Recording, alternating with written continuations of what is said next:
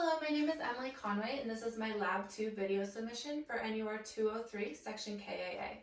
I'm going to begin by sanitizing my hands, cleaning my stethoscope with an alcohol wipe, and donning a pair of gloves. Hello, Dan. My name is Emily, and I'm the student nurse here to conduct your physical assessment today. Is that okay with you? Yep. Okay, great. So I've received verbal consent from the patient. Do you need to use the washroom before we begin? Nope. Perfect. Let me just close the door to give us some privacy. Okay, I'm just going to start by taking a look at your ears.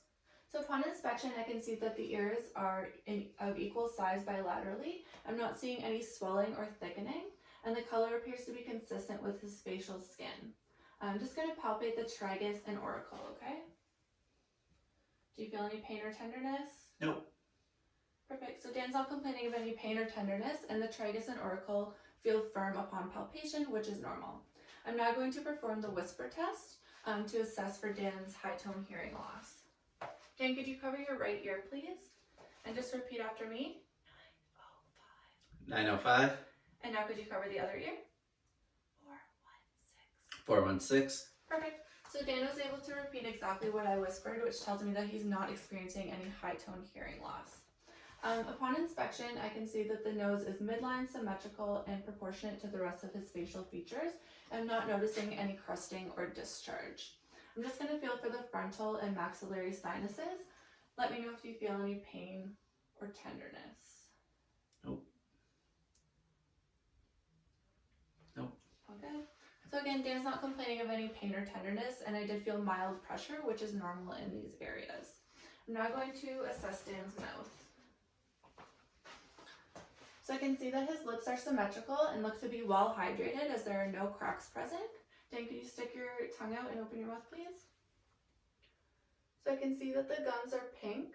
I'm not seeing any bleeding or lesions present.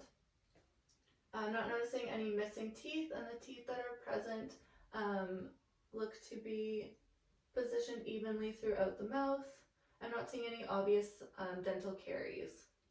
The tongue looks to be pink and even in color, and there is saliva present, which tells me that Dan is well hydrated. The interior hard palate is white with irregular transverse rugae, and the posterior soft palate is pink, smooth, and upwardly movable, and all structures are intact.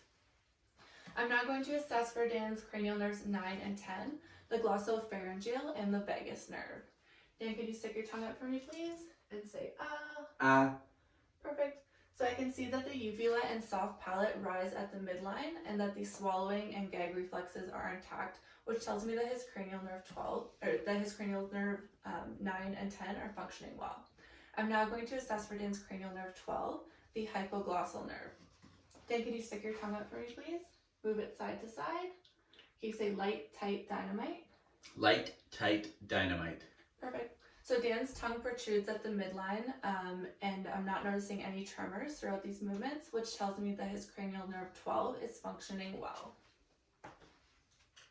I'm now going to feel his neck. Let me know if you feel any pain or tenderness. No. So I can see that the head position is centered at the midline, and that the accessory neck muscles are symmetrical. And upon inspection, I'm not seeing any scars, lesions, visible masses, or any obvious enlargement of the thyroid. And Dan didn't complain of any pain or tenderness. Oh, I'm going to assess for your carotid arteries.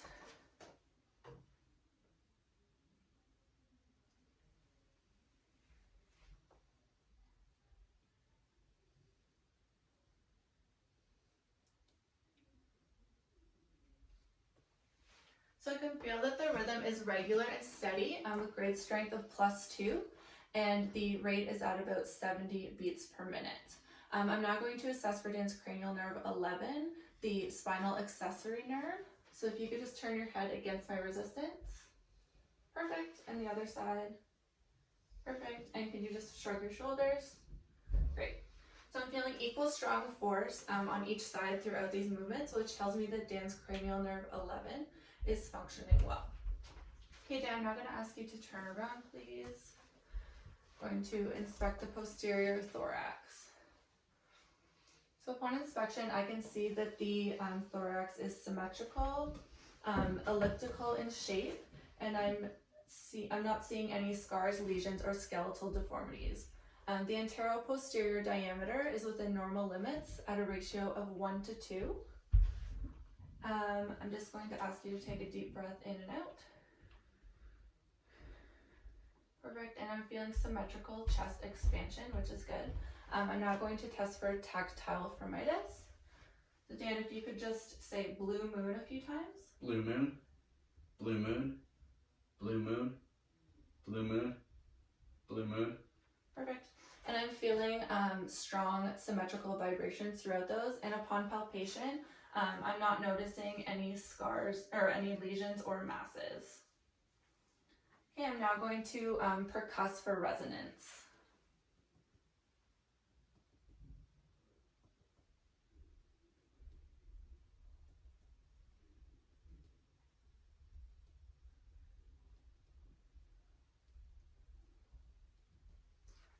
Okay, and that all sounds to be within normal limits as the resonance is low pitched, clear, and hollow. Dan, I'm just going to auscultate for your posterior thorax now. If you don't mind just leaning forward a little bit and resting your hands on your lap. I'm just going to ask you to take a deep breath in through your mouth whenever you feel my stethoscope move to a new spot, okay? Mm-hmm.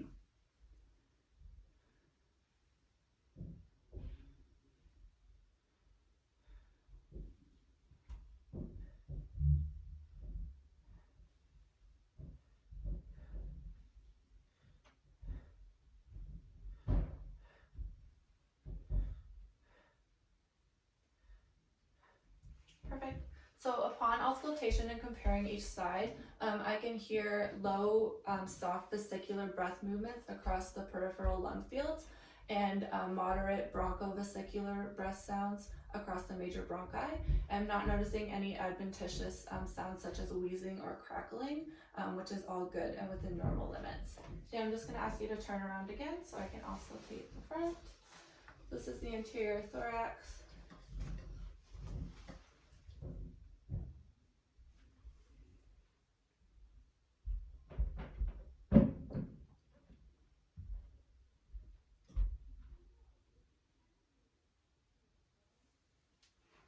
So the respiration rate is at about 12 breaths per minute. The rhythm is regular and the quality is automatic and effortless with no sounds being produced.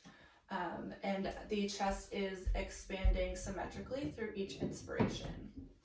Okay, now we're just going to check for your heart now. It's going to start with the aortic, with the valve in the aortic area at the second intercostal space. At the right sternal border. Then I'm going to move on to the valve at the pulmonic area at the second intercostal space at the left sternal border. Then I'm going to come down to Erb's point at the third intercostal space of the left sternal border. Then I'm going to come to the tricuspid valve, which is between the fourth and fifth intercostal space at the left sternal border. And then finally the mitral valve, which is at the fifth intercostal space at the midclavicular line.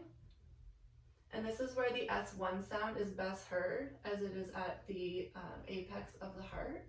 And the S2 sound is best heard at the base of the heart in the aortic area. And those both sound normal.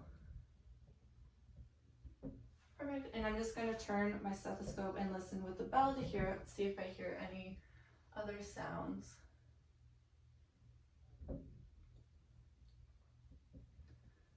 I'm not hearing any murmurs or regurgitation, which is great, and that brings us to the end of the exam. Thank you so much, Dan.